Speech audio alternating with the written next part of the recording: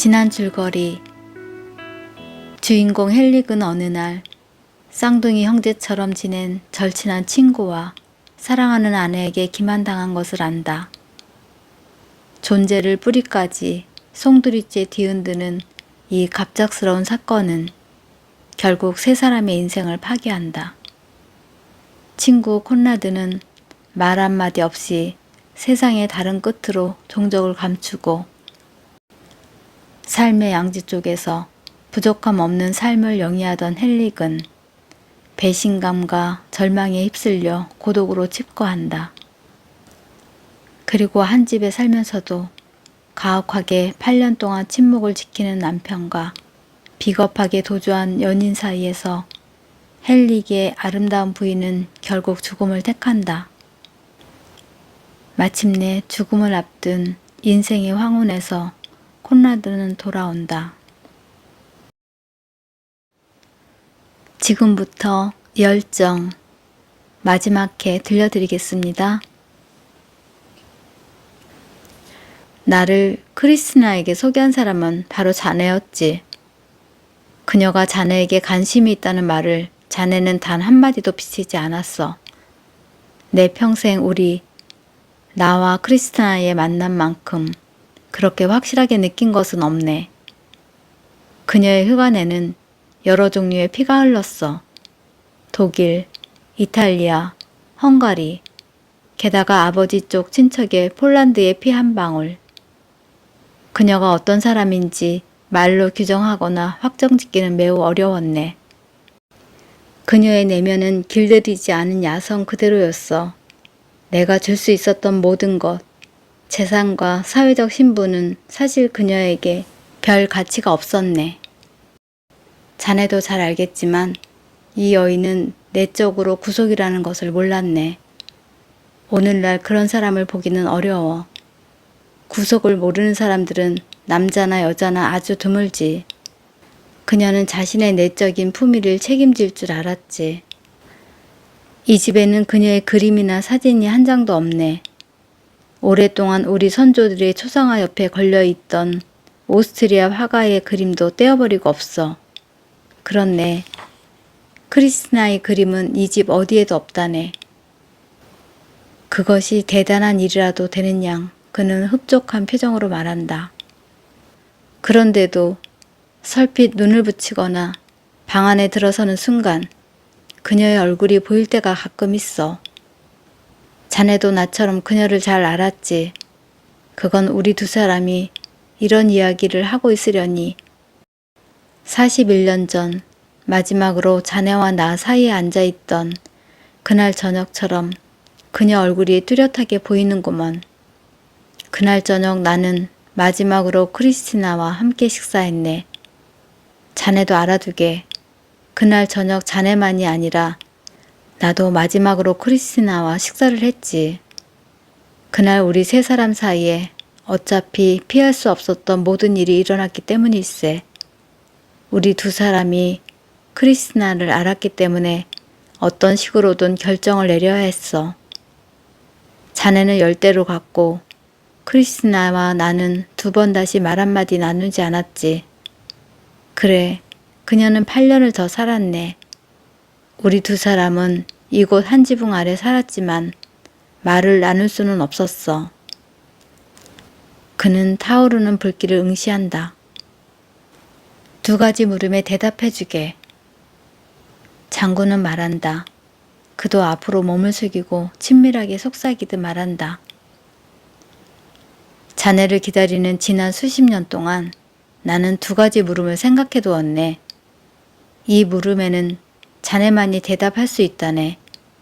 자네 표정을 보니 그날 아침 사냥에서 자네가 정말로 나를 죽일 의도가 있었는지 아니면 내가 착각한 것이 아닌지 알고 싶어 한다고 생각하는구먼. 그것은 단순히 망상이 아니었을까? 결국 아무 일도 일어나지 않았네.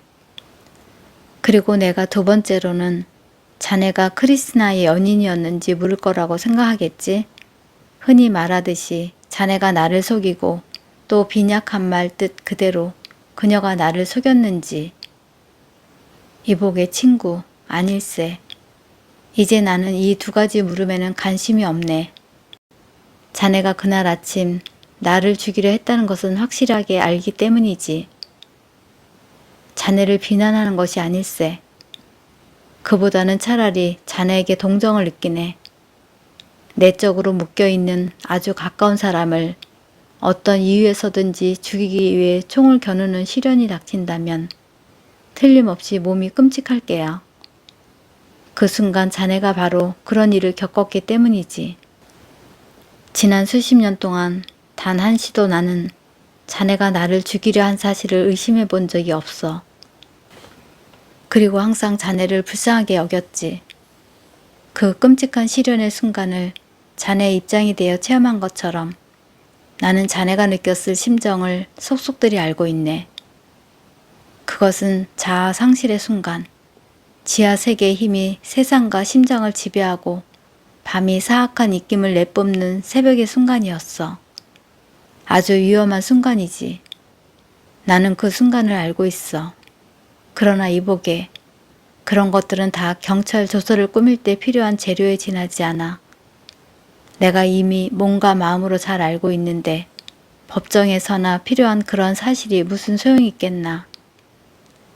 독신 남자의 칙칙한 비밀, 불륜의 지저분한 자료, 침실의 고리타분한 비밀, 이미 세상을 뜬 사람과 죽음을 향해 비틀거리는 노인들의 얽힌 추억, 이런 것들이 다 무슨 소용이란 말인가.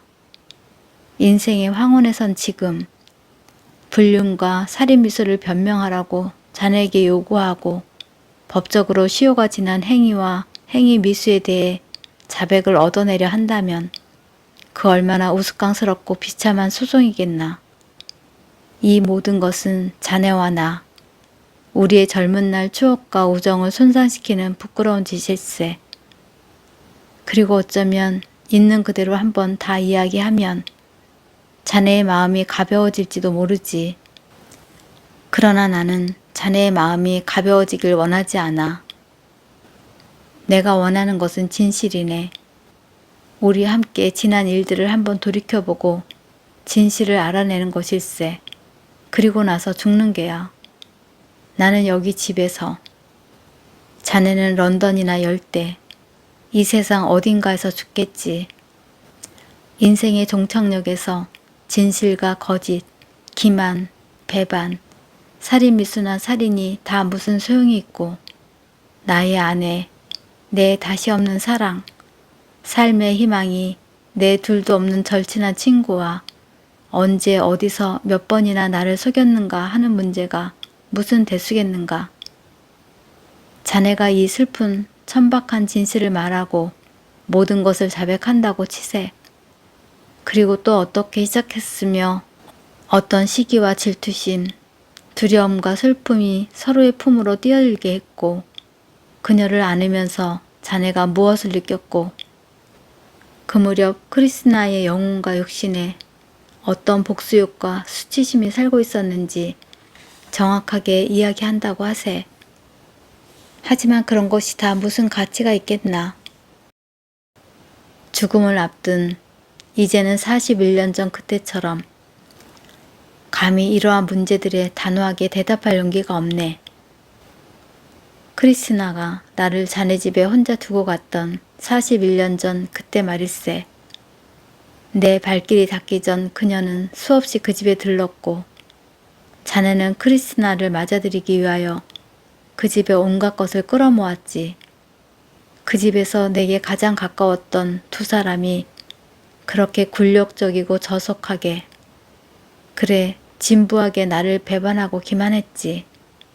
그래 지금은 그것을 진부하다고 느끼네. 그렇게 일어났기 때문일세.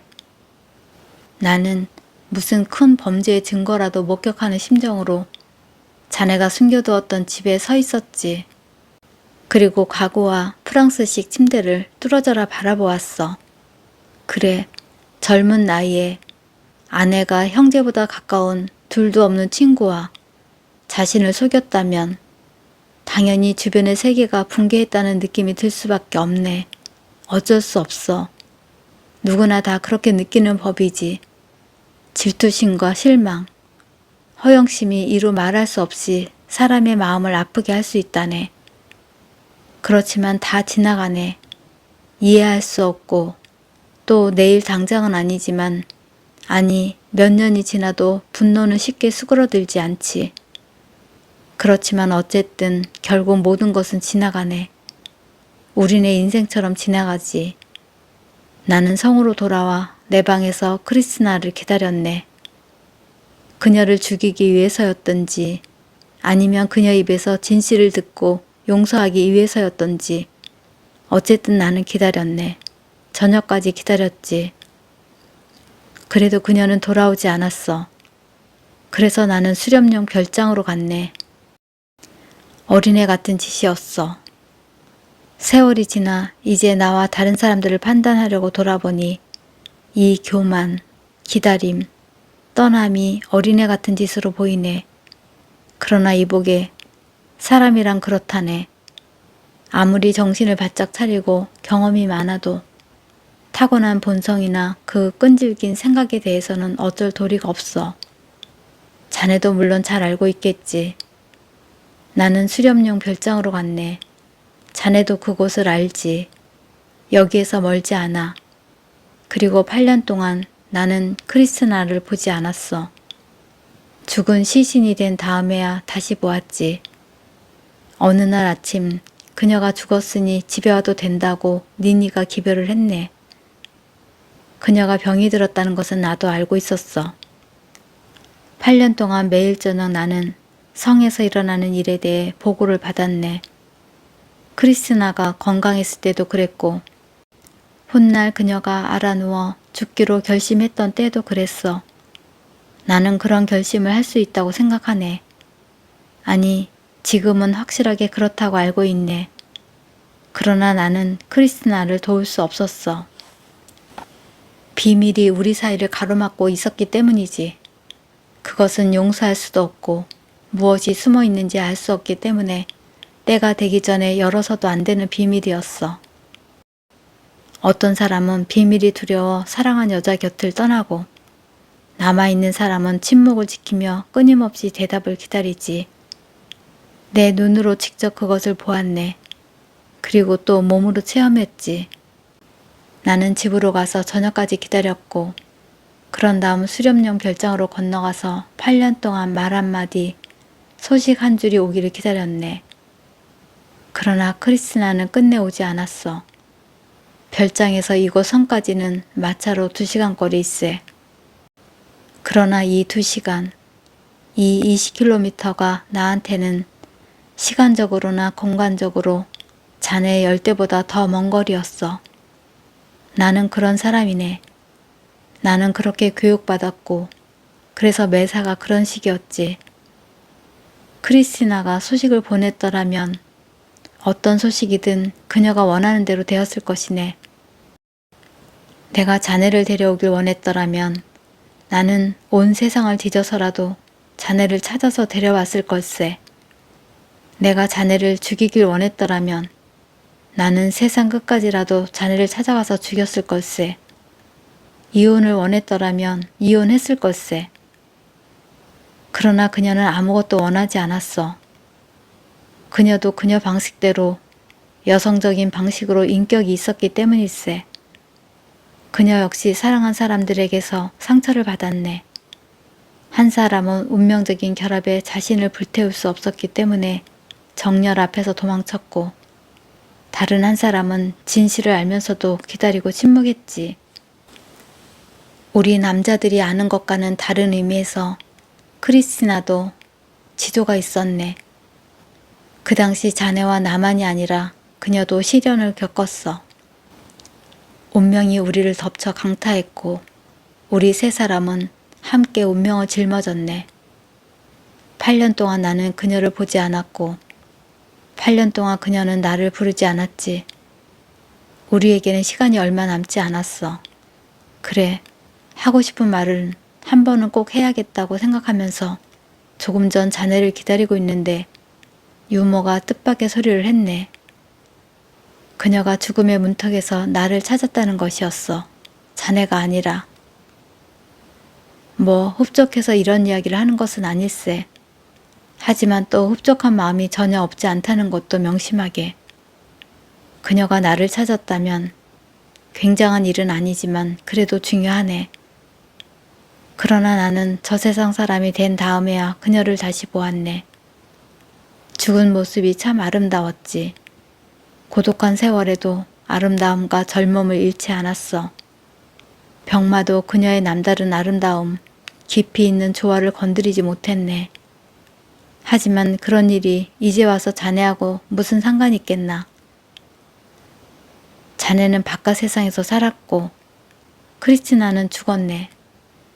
나는 자존심이 상해 고독하게 살았고 크리스티나는 죽었지. 그녀는 우리 두 사람에게 자신이 할 수 있는 한 대답했네. 이보게, 세상을 떠나는 사람은 최후의 올바른 대답을 하기 때문일세. 나는 이따금 우리 세 사람 중에 배반당한 사람은 그녀라는 생각을 하네. 그녀와 자네에게 기만당한 나나 그녀와 함께 나를 기만한 자네가 아니고 말일세. 요즘 들어 이따금 크리스티나가 다시 눈에 보이네. 꿈속에서뿐 아니라 깨어있을 때도. 책 넓은 커다란 플로렌스 모자를 쓰고 늘씬한 몸매에 흰 원피스 차림으로 정원을 거닐거나 온실에서 나오거나 애마하고 이야기하는 모습이 눈에 선하네. 오늘 오후 자네를 기다리면서 잠깐 눈을 붙인 틈에도 그녀가 보였어. 비몽사몽간에 그녀를 보았지. 나는 동정하는 마음으로 과거를 돌아보았네. 그리고 내 친구와 내 아내, 두 모반자의 죄의식에 쫓기고 자책감에 마비되면서도 끈질긴 정열에 불타 불행하게 목숨을 걸고 나에게 폭동을 일으키는 광경을 보았지. 가련한 사람들, 나는 생각했네. 그것도 한 번이 아니었지. 나는 자네들이 만나는 장면을 자세히 떠올려 보았네. 은밀한 만남이 거의 불가능한 소도시 변두리의 집에 마치 배 안에서처럼 갇혀있거나 남들 눈에 띌까봐 전전긍긍하는 모습, 하인과 심부름꾼, 주변 사람들 때문에 한시도 마음 편할 날 없는 사랑. 이 가슴 떨림, 나와의 숨바꼭질, 승마나 테니스 아니면 음악이라는 핑계하에 만나는 15분. 우리 사냥꾼들이 각종 밀렵자들의 망을 보는 숲에서의 산보. 나를 생각할 때마다 자네들 심장을 불태우는 증오를 나는 헤아릴 수 있네. 자네들은 발걸음을 내디딜 때마다 남편, 영주, 귀족으로서의 내 권위와 사회적 경제적 지위, 수많은 내 하인에 부딪혔지. 그 중에서도 모든 사랑과 증오를 넘어 자네들이 나 없이는 살 수도 죽을 수도 없다고 명령하는 의존심이 가장 큰 장애였어. 너희 불행한 연인들은 나를 속일 수는 있었지만 피할 수는 없었지. 내가 다른 종류의 인간일지는 모르지만 수정이 물리적인 법칙에 따라 결합하듯이 우리 세 사람은 하나로 묶여 있었네. 항상 쫓기는 듯한 심정, 숨바꼭질, 이런 모든 고달픔을 더 이상 견딜 수 없어 어느 날 아침 자네는 나를 죽이기 위해 총을 들지만 손에서 힘이 빠지네. 자네가 무엇을 할 수 있겠는가? 크리스티나하고 도망을 친다? 자네 주기를 포기해야 했을 걸세. 자네도 크리스티나도 가난하네. 나한테서는 한 푼도 받을 수 없네. 아니, 자네는 그녀와 도망칠 수도 함께 살 수도 없고 또 결혼할 수도 없네. 그녀의 연인으로 계속 지내는 경우 생명이 위험하네. 죽음보다 더 위험하지. 자네는 발각되어 폭로되는 경우를 끊임없이 계산해야 하네. 그리고 하필이면 친구이며 형제 같은 나한테 변명할 일이 두렵네. 자네는 이 위험을 오래 버티지 못하지. 그래서 때가 되어 우리 사이에 어떤 식으로든 일이 드러나게 된 어느 날 총을 겨누네. 훗날 이 순간을 되돌아볼 때마다 나는 진심으로 자네를 불쌍하게 생각했어. 가까운 사람을 죽이는 것은 더없이 어렵고 힘든 일일 게야. 그는 대수롭지 않은 일인 듯 말한다. 자네는 그런 일을 할 만큼 강한 이인이 못 되네. 아니면 절호의 기회를 놓쳤든지 이제 자네로서는 어쩔 소리가 없네. 자네는 무기를 든 손을 내려뜨리지. 그리고 다음날 아침 열대로 떠나네. 그러나 나는 이곳에 남아서 모든 것을 알면서도 모르는 것이 있네. 이제 내 물음에 답변을 들을 순간이 왔네. 자, 대답해주게. 자네가 그날 아침 사냥에서 나를 죽이려 한 사실을 크리스티나가 알고 있었나? 손님은 꿈쩍하지 않는다. 그는 두 손으로 머리를 감싼 채 팔꿈치로 의자 팔걸이를 받치고 있다.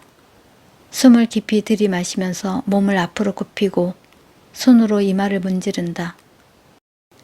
그가 대답을 하려는 찰나 장군이 말을 막는다. 미안하네. 그는 말한다. 이보게, 나는 묻고 싶었던 것을 드디어 물었네. 그는 변명하려는 듯이 서둘러 말한다. 나로서는 물을 수밖에 없었어. 그런데 말을 하고 나니 잘못 물어서 자네를 곤란하게 했다는 느낌이 드네. 내 물음이 잘못되었는데도 자네가 대답하고 진실을 말하려고 하기 때문일세. 자네가 도주한 것을 안 크리스티나가 겁쟁이라고 말했기 때문일세. 그녀는 다른 말은 안 했네. 그리고 그것은 내가 그녀에게서 들은 마지막 말이면서 또한 자네에 대한 그녀의 최후 선고였어. 그 말이 내 뇌리에서 떠나지 않았네. 겁쟁이. 도대체 왜? 나는 훗날, 세월이 아주 많이 흐른 훗날 그 말의 뜻을 곰곰이 생각했네. 그래, 자네 둘이서 함께 일을 꾸미고 나를 살해할 계획을 세운 다음 자네의 비겁함 때문에 계획이 성사되지 못했다는 의심, 시간이 지울 수 없는 이 의심을 총알이 지웠더라면 더 인간적이었을 걸세. 나는 이것이 알고 싶네. 진실은 알아야 하네. 그렇지 않다면 무엇 때문에 목숨을 부지했단 말인가? 무엇 때문에 41년이란 세월을 견디었겠나? 그렇지 않다면 내가 무엇 때문에 자네를 기다렸겠나? 그녀는 죽음으로만 대답한 게 아니네. 그녀가 세상을 떠나고 몇 년이 지난 어느 날 나는 노란 우단으로 장정한 일지를 우연히 발견했네.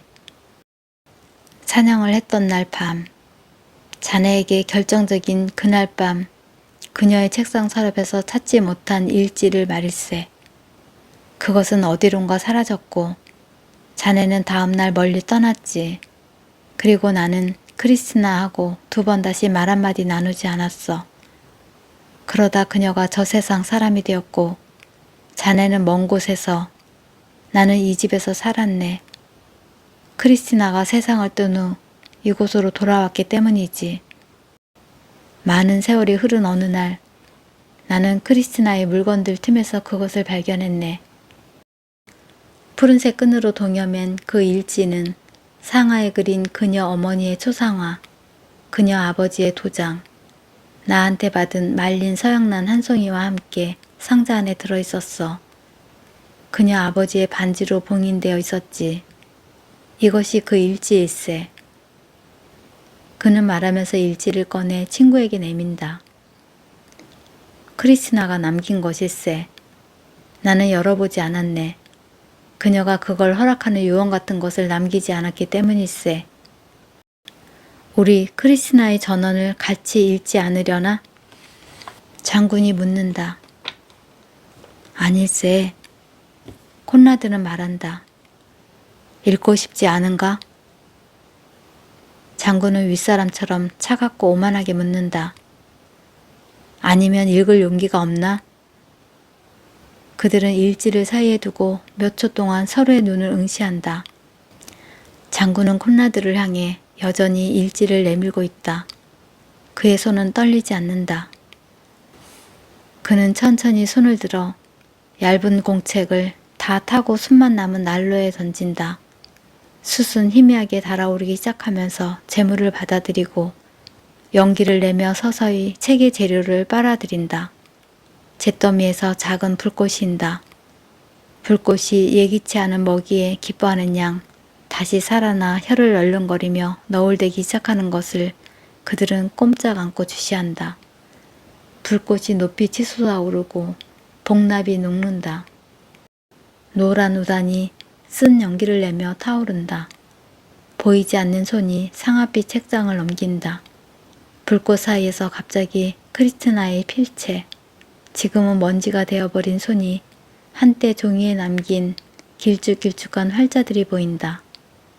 옛날 그것을 종이에 썼던 손처럼 이제 활자, 종이, 책이 재로 변한다.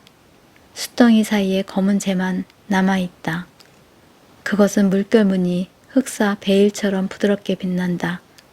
그들은 말없이 검은 비단 같은 재를 응시한다. 자, 장군이 말한다. 자네가 내 물음에 대답할 차례네. 이제 자네를 반박할 증인도 없어. 자네가 그날 아침에 숲에서 나를 죽이려 한 것을 크리스티나가 알고 있었나? 이 물음에도 대답하지 않겠네. 콘라드는 말한다. 알았네. 장군은 관심 없는 듯 웅얼거린다. 방 안에 한기가 돈다. 아직 날은 밝지 않았지만 반쯤 열린 창문을 통해 백리향 향기 실린 새벽의 신선한 공기를 느낄 수 있다. 장군은 몸을 웅크리며 손을 비빈다. 날이 새기 전 지금 두 사람은 바싹 늙어 보인다. 납골당에 덜렁거리는 해골들처럼 누렇게 뼈만 앙상한 듯하다. 벼랑간 손님이 기계적으로 손을 들어 피곤한 듯 시계를 들여다본다. 이제 그는 나지막이 말한다. 할 말을 다 한 것 같네. 가야겠어. 장군은 정중하게 말한다. 그렇게 하게. 마차가 기다리고 있네. 두 사람은 자리에서 일어나 자신들도 모르게 벽난로 가까이 다가간다. 그들은 다 타버리고 숨만 남은 난로에 뼈마디에 앙상한 손을 녹이려고 몸을 숙인다. 그제야 온몸이 얼어붙은 것을 깨닫는다. 예기치 않게 밤사이 날씨가 차가워진 것이다. 인근 발전소의 불을 꺼버린 뇌우가 성 바로 옆을 지나갔다. 그러면 런던으로 돌아가는 건가? 장군이 혼자 말하듯 이야기한다. 그렇네. 손님은 말한다. 그곳에서 살려나? 살다가 죽지. 콘라드는 말한다. 그렇구먼. 장군은 말한다. 당연히 그렇겠지. 내일 하루 더 머무르지 않겠나? 어디 둘러보거나 누군가 만나보지 않으려나? 자네 아직 무덤도 보지 않았네. 니니도 못 보았고. 그는 호의적으로 말한다. 그는 적당한 인사말을 찾지만 생각나지 않는 듯 더듬거린다. 그러나 손님은 침착함과 여유를 잃지 않는다. 아니세. 그는 말한다. 만나고 싶은 사람도 보고 싶은 사람도 없어. 니니에게 인사 전해주게. 그는 정중하게 말한다. 콘라드가 불쑥 웅얼거린다. 자네 물어볼 것이 두 가지 있다고 했네. 나머지 하나는 뭔가? 나머지 하나? 장군은 말한다. 하지만 자네는 첫 번째 물음에도 대답하지 않았어. 이보게. 두 번째 물음은 우리가 과연 우리의 영리함, 오만, 자만심으로 무엇을 얻었는가 하는 것일세. 이것이 두 번째 질문일세. 우리 삶의 진실한 내용은 죽은 여인을 향한 이 고통스러운 그리움이 아닐까. 어려운 질문이라는 것은 알고 있네. 나는 답변할 수가 없네. 이 세상 모든 것을 겪고 보았지만 이 물음에만은 답변할 수가 없어. 할 수 있으면 대답해 주게. 그는 소리 높여 말한다. 마치 대답을 재촉하는 듯 들린다. 왜 나에게 묻나? 상대방은 조용히 말한다. 그렇다는 것을 자네가 더 잘 알고 있지 않은가? 그들은 머리끝에서 발끝까지 서로를 유심히 훑어본다. 장군은 숨을 깊이 들이마신다. 그는 문 손잡이를 누른다. 넓은 층계참에 그림자가 너울대고 불빛이 춤을 춘다. 그들은 말없이 층계를 내려간다. 하인들이 촛불, 손님의 외투와 모자를 들고 달려온다. 현관 문 밖에서 하얀 자갈 이를 그르는 마차 바퀴 소리가 들린다. 그들은 말없이 약수를 주고받으며 작별한다. 두 사람 다 깊이 몸을 숙인다. 장군은 그의 방으로 간다. 복도 끝에 유모가 기다리고 있다. 이제 마음이 좀 편해지셨어요? 그녀가 묻는다. 그렇네. 장군은 대답한다. 그들은 함께 방을 향해 간다. 유모는 방금 자리에서 일어나 새벽 일을 하러 가는 사람처럼 종종 걸음으로 빠르게 걷는다. 장군은 지팡이를 짚고 천천히 발걸음을 옮겨 놓는다. 그들은 그림들이 걸린 화랑을 지나간다. 크리스티나의 초상화가 걸려있던 빈자리 앞에서 장군이 발걸음을 멈춘다. 이제 그는 말한다. 그림을 다시 걸 수 있네. 알았어요. 유모가 말한다. 다 부질없는 일이지. 장군은 말한다. 알고 있어요. 잘 자게 니니. 안녕히 주무세요. 유모는 키발을 딛고 뼈만 앙상한 주름살 투성이에 누르스름한 작은 손으로 장군의 이마에 성호를 긋는다. 그들은 서로 입을 맞춘다. 어설프고 짧은 기이한 입맞춤이다. 본 사람이 있다면 미소를 지었을 것이다. 그러나 모든 입맞춤이 그렇듯이 이것도 하나의 대답이다. 말로는 표현할 수 없는 물음에 대한 어설프고 다정한 대답.